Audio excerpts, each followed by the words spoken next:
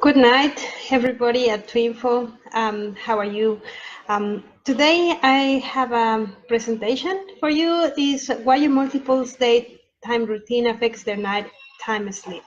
I am Liliana Amaro, sleep consultant, a lactation consultant, infant math instructor, and also instructor of baby signing. Well, first of all, I want to welcome to these talks. We're doing it every month in order to educate parents, to help parents. And let me tell you about it. I am a member of a group, a large group in South America. As you can notice, I have a little bit of accent. I'm a member of a very group in Mexico with 7,000 mothers. And every week I go into the group and I do a talk about sleep. We talk about different subjects, different topics, and it's very good. The mothers love it, and well, I'm here to help you. Okay. First of all, I want to do a little bit of housekeeping that I usually do.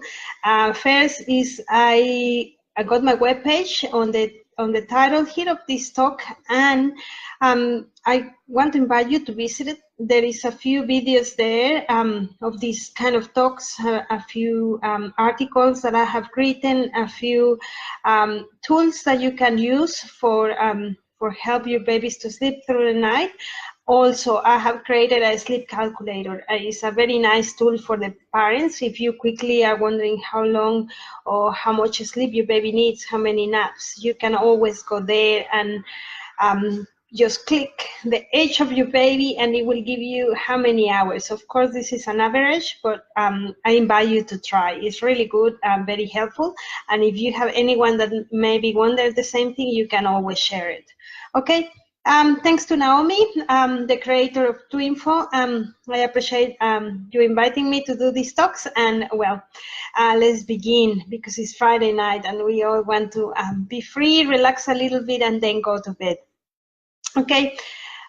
First of all, I want to talk the subject. This is a very common question that the parents will have on their own and parents will make themselves. And it's actually why, if I have a routine, this routine is not working to make my babies sleep through the night. Especially, I've been trying so hard with this routine and it's not working. Well, today I'm going to give you a few points and tips that you can improve and you can look at, and in order to make that routine work for your the night sleep of your twins or multiples.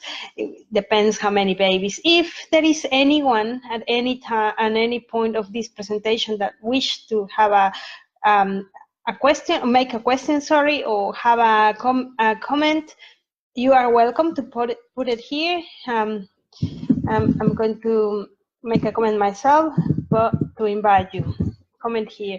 If you see they start appearing, sometimes there is a little bit of delay in the conversation, and sometimes the technology crashes and I cannot see what's really happening, but I always go back, review, and answer if I can. Okay, so you're welcome.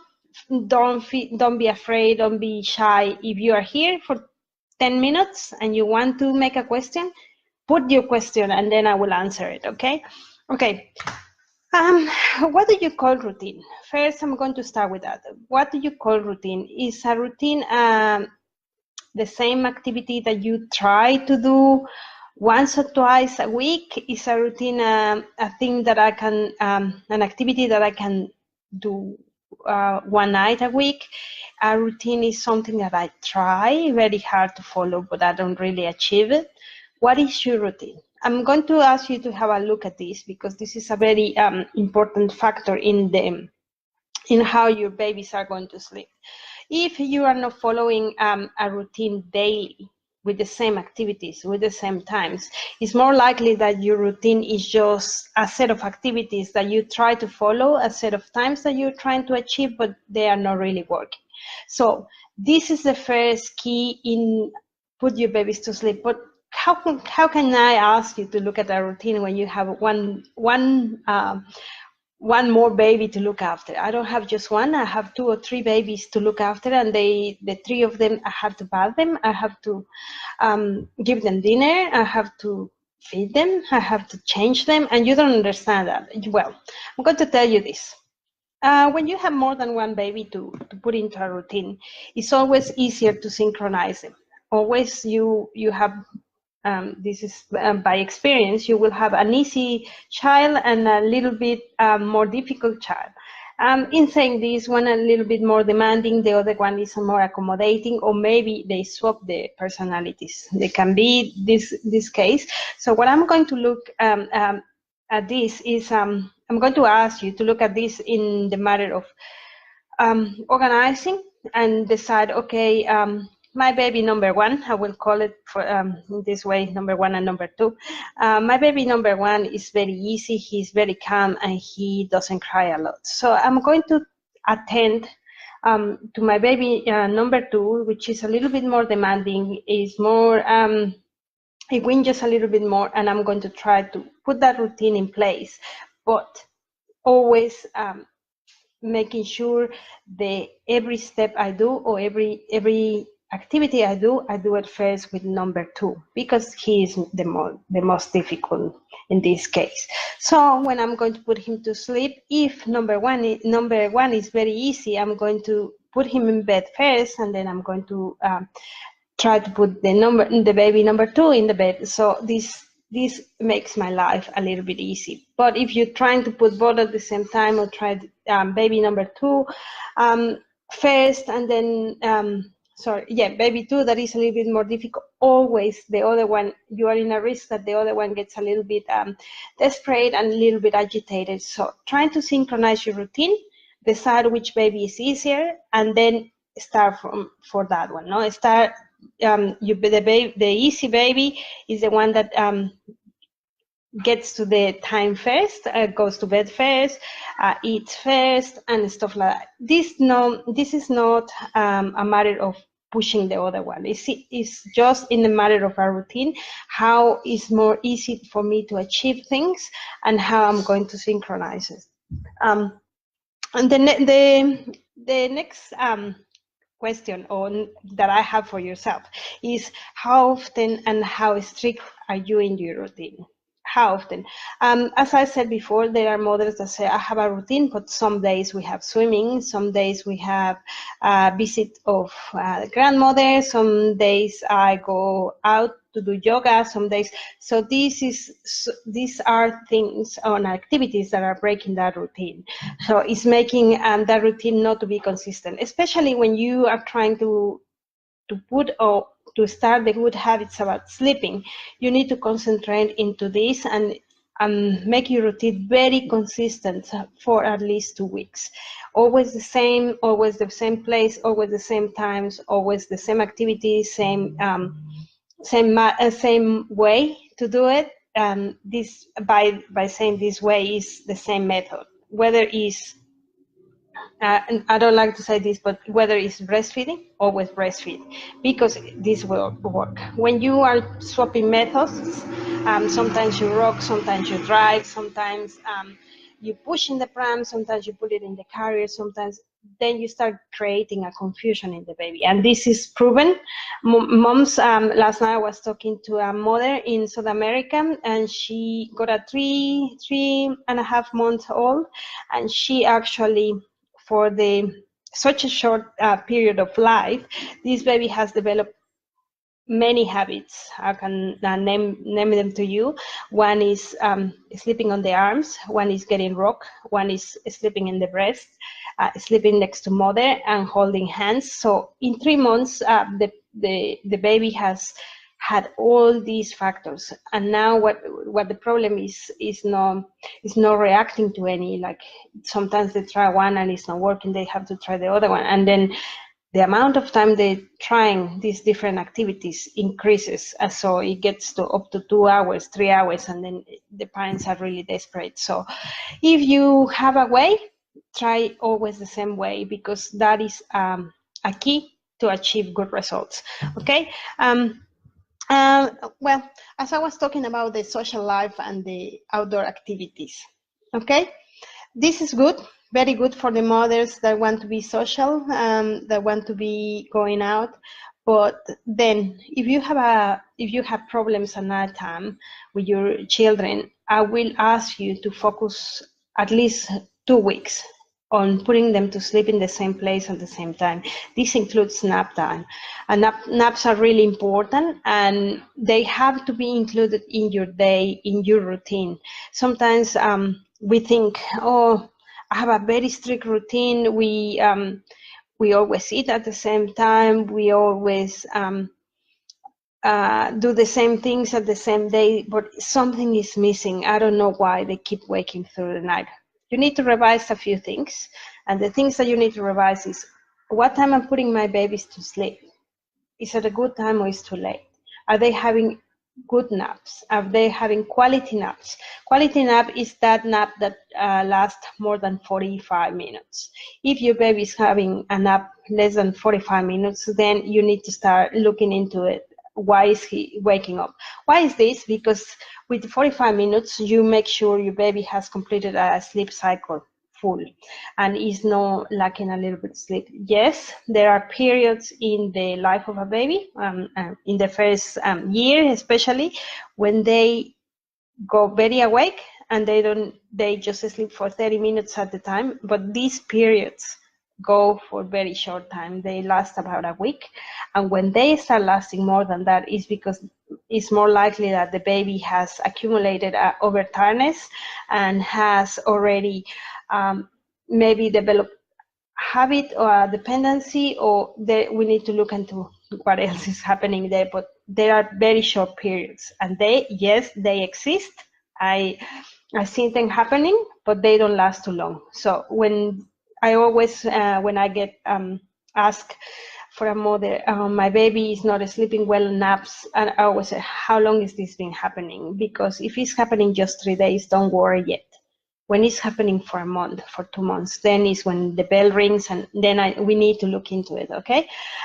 So for your twins, if you're trying to achieve a good sleep and you're watching this, I will ask you to stay home and trying to make your routine. If you must go out of the house because you like it, because you have a play group, because you have a weekly visit with a grandmother, do it. But do it within the time your kids are awake. And sometimes it's good to time the returning to the home when they're about to sleep. What happens if the drive is too short? Well, then do it differently. Go to the place where you need to go or must go when they're just waking up. So make sure they are awake, they are in the car, they enjoy the ride, they have a little bit of interaction, a stimulation, they see the outdoors. You get to the place, they have a play, and then you time it and come back for the nap. So they know when you come back home, they're ready to sleep, you put them to sleep, follow your routine, and they will fall asleep. This is a very good key for you if you must go out. But if you're trying to achieve a sleep because you're desperate, you can't deal with it anymore, stay at home. For 2 weeks, nothing is going to happen. I tell you, sometimes going out and force ourselves to go out when we're overtired is make us more tired, and it's not worth it. Okay, so stay at home, try these steps, and then later you will be free, because you will know that your babies will sleep much better wherever they are. Once a baby or your babies become a very good sleeper, they will sleep anywhere, doesn't matter. Okay, so always make sure that routine that you follow during the day in order to work has naps included in it. Don't make the assumption that if it's too late, you will take the if they're sleeping too late or they're waking up through the night, you are okay to take those naps away. Do not do it. Do not do it unless your child is 6 or 7 and I won't say they don't need it, but it's more easy that they last longer periods without nap. I recommend naps up to 5 years. I have a daughter that is 6 and she still have naps. Sometimes I said if she has a nap, she can maybe watch a movie or play with dad in the room, like a little bit of incentive, especially like today, no? Friday night, she's in the room playing the stickies from Coles, and then, but obviously, she needs to follow this pattern. No, she likes to sleep, and she knows that if she wants to do something a little bit later, she needs to have that nap. It's easy. She knows how to do it. She goes to the bed, lies down, and close their eyes. Okay. Younger children are a little bit more difficult, but it is possible to make them asleep. Okay, mommies, once again, all members that are listening, I got a little bit of audience there. If you have a questions, feel free to put it in the comments. I have a comment there, and I will put a little happy face if I can. So you can comment there, you can give me a smile. I know some people are I would put a little face there, a little Friday night face.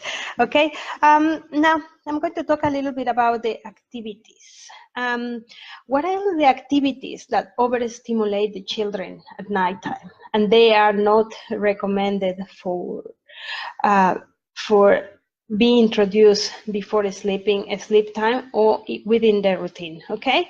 The activities that are really stimulated for children is running. Any sort of exercise is going to put the levels of energy of your children up. Wrestling with the father, wrestling with the mom, or wrestling with them together. If you have more than one, obviously they would like to play and do a racing and or a wrestling as well. So have a look what is happening before bedtime. Have a look at your activity. Hide and seek obviously stimulates the children because they get excited, they start screaming. Any of these activities is going to overstimulate your children. I had a person that I helped like a year ago, and what they used to do is around 6:30, 7 o'clock, the father used to arrive from home, and in order to have a little bit of time with the father, the father used to take the twins with them, and he used to do his exercise, and the twins will be following. They were about 3 years old, so the two little twins used to run behind the father, and the father will come around 7:30, almost 8 o'clock when the dinner time. So then, in that case, we used to revise it. We needed to revise the routine. We extract that activity, and I said that activity is overstimulating, is really too late. So if you can change that activity for in the morning, for in the afternoons, or another day, another time during the day, that will be the best, because it is too much for children to go around 6 or 7 to do exercise, and more with the father. Of course, he just arrived, they are excited to see him, and it was too much for them. So as soon as we took those and do a little bit of tweaks in the routine, the kids started sleeping really well. So this is something to look at. Emma, I saw your comment. I will comment in a little bit. Okay, I'll give you some tips in a minute. So activities that are recommended that it will be good for you to include into your nighttime routine. The activities will be having a bath. But be careful with the bath, because sometimes the children get overstimulated with bath. There are some that happens. Some, and most of the children get relaxed with the bath. So make sure, depending on the weather, if it's too hot, like it is here in Australia in summer, I will recommend to bath the kids, because your twins, your multiples will be feeling so much more fresh, relaxed, and ready to sleep. If it's too cold, a warm bath will be the best. Just observe your children, okay? Always look at them and say they are getting more awake than tired, so maybe the bath does not need to be part of your routine, so remove it, okay? So always observe your children. It's very important. Include a book include a massage. Massage is highly recommended. I'm an infant massage instructor, and a massage can guarantee you relaxation. Obviously, it has to be a proper massage and well given and willing to give it. It's not a rushing thing. It's also an activity and a way to bond. If you have to, what you can do is be with your partner and one partner each every night and swap the next night. That's a very good. If you have more than one, maybe make turns, and the next day you say it's your turn. Doesn't matter that they babies. Does not matter that they don't speak and they don't understand. Well, they don't understand. This is no. We should not say that because they understand everything, but explain to them. I say today is baby number one massage turn, and tomorrow you will be the first, and the next day you will be the first. So it's you can integrate this into the routine, and then also if you are getting into this and your situation is not that bad, what can happen is they start learning to wait, they start learning to be patient, they start learning. And if you have them all in the same room, imagine how nice would be that number baby 1 and 2 are resting while you're massaging number 3. Then the next day, imagine that number 1 and 3 are resting while you're massaging number 2.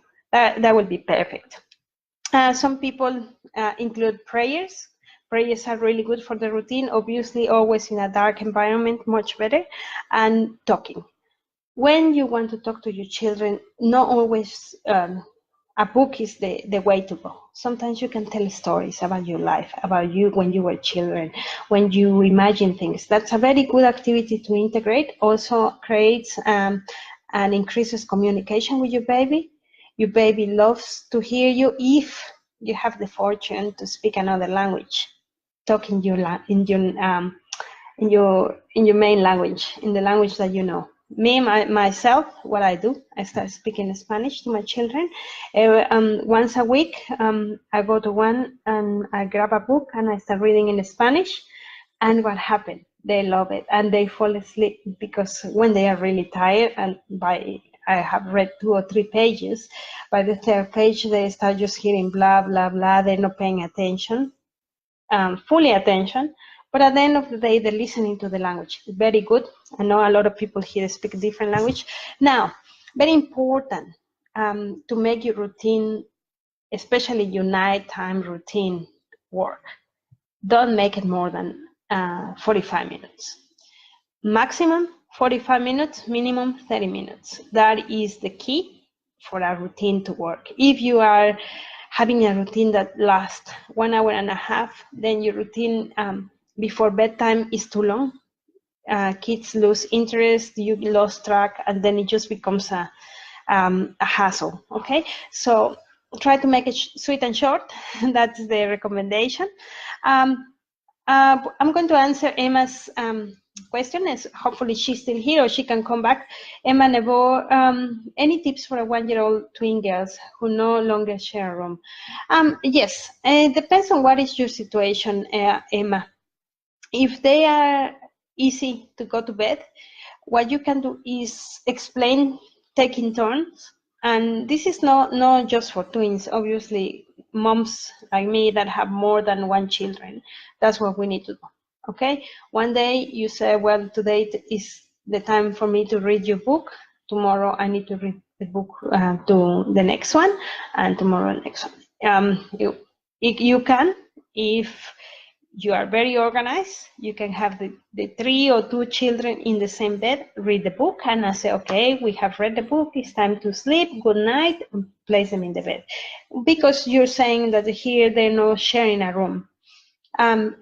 Depending on what is the issue here, what will be the tip focus about. But I will say you can spend time with one and you partner with the other one and then swap the next night. That works perfect, and that helps them to feel loved by both parents, to have reassurance, to have security, and trust both of the parents. It doesn't become that matter that just mom is the one who needs to deal with any situation. It's also good for you as a mother to to let the dad be involved in the nighttime routine. Emma, if you have a more specific question, happy for you to say, well, I have this issue, they're not sleeping well, they are waking up, and then I can answer that, okay? But if it's some tips that I can give for that matter. Also, if you want to contact me particularly and want to explain me what you would like to achieve, I'm happy to advise you. Like, that is no problem for me. Feeds. Sometimes the routine includes feeds to sleep, or whether we're calling bottles or breastfeeding. When your routine includes feeds to sleep, then there is an issue, because obviously you as a person, if you're the only one dealing with it, it's hard to attend to babies unless you are holding 2 bottles or 3 bottles. Well, 3 bottles will be difficult, but and then try to feed your kids when they are awake or when they just wake up. You must hear this everywhere. This is not a secret, and it works. If your babies wake up, feed them. If you're feeding them bottles, feed them bottles at the same time. If you are breastfeeding, alternate. If one wake up 2 or 3 minutes before, well, feed that one first, and then the next one, and then the next one. I know there are wonderful mothers that do that. My respect. So feed them when they are awake. That's one big key, and that can be one of the reasons why your routine doesn't work and your kids keep waking up, because you are feeding them to sleep. I know it sounds really easy for us that are in the other side, just telling you don't feed to sleep. It sounds very easy, and it's not as hard as you think. If you need help, we are here to help you. That's why we are here. That's why this sleep consultants. And obviously, if you are giving your twins or your multiples feeds during the night, then you are encouraging that habit of waking up through the night. So my recommendation here is try to feed them when they are awake. If they are younger than 6 months, feed them when they are awake. Do not let them fall asleep when they're drinking, and that will set you in another place. Those key points are the ones that you need to look at, and that is why maybe your routine is not working at nighttime. If you look at this and try to make some changes, implement changes on this, it will be in the other side. Okay, Emma, you're still on. Thank you. My twin one wakes up through the night with crying, which is why I separate. I feed them before bed, 1 bottle. They go to bed 8:30. Dinner is at 6:30 p.m. Okay. Okay. Emma, I'm going to ask you. This is a little bit open question, but I'm going to tell you which sort of tips I can give you here. Okay. This is a golden rule for everybody, not just for Emma. Obviously, if your twin is waking up screaming through the night, I will, with crying, obviously, I will ask you to observe if your girl is awake, because there is so many times that babies will scream because they are sleeping, they are dreaming, and they are not awake. We think that she will be crying very loud and it's going to wake up the other. Can be the situation, yes. I will say, by my experience, when the kids share a room long enough, they get used to the noise, and it's very hard to wake up the one that is next to it. It's very hard. It happens, yes, obviously, if there is an issue, whatever, it happens. But if it's just a scream, sudden scream, I will make it.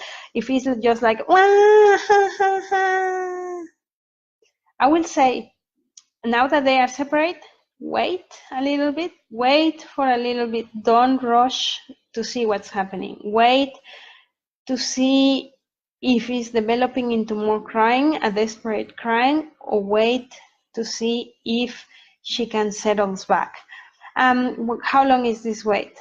The ideal waiting time is 10 minutes. Obviously, if your baby is not desperately crying when it's that, you need to go and check. But if it's just a sudden cry with a sudden scream with cry, then wait, because it's more likely just be a dream, a stretch.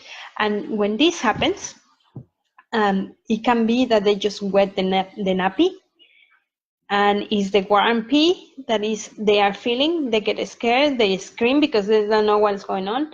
Once the nappy absorbs that pee or that wee, they go to sleep again. So observe.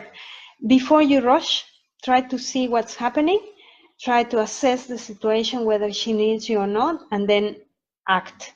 Because what happens when we rush immediately to see the baby in distress, the baby feels our presence, wakes up quickly, gets more alert. We stimulate, then whether if we turn the light, if we change the nappy, if we carry, if we feed, then we are promoting that the baby wakes up for longer. Okay, so you have, if you have separate, you can manage easier. Okay, you're lucky that you can have them separate in the same room. It's not necessary. I do like the idea that twins remain together. However, when there is a hard scenario where we need to sleep train the twins because they are in a very bad state of sleep deprivation, whether with the parents, I always suggest separate them while they sleep learning, and then join them together. Okay, moms, this is the time is over for me, but for last thing, I want to invite you. I'm going to start running a boot camp, a sleep boot camp. This is how this works. It's just a tip, a daily tip that I will put into my group. It's called Learning to Sleep. I put it into my group. If it's a question or a tip, I say make the room dark, for example, and I put a picture of how I make my room dark, and everybody is welcome to put a picture. Some people say no, I can't, and then I will put suggestions. I comment to all the posts that I have there. I have placed this invitation in many groups around Australia. We have around 25 mothers joining us for this Monday start. So if you are one of them and you willing to have a boot camp, it's not cost, it's no obligation, it's just something that can help you. Okay, if you are struggling, why not? Okay, thank you. Have a very nice rest of the Friday and hope you have a lovely weekend. See you, everyone. Bye-bye.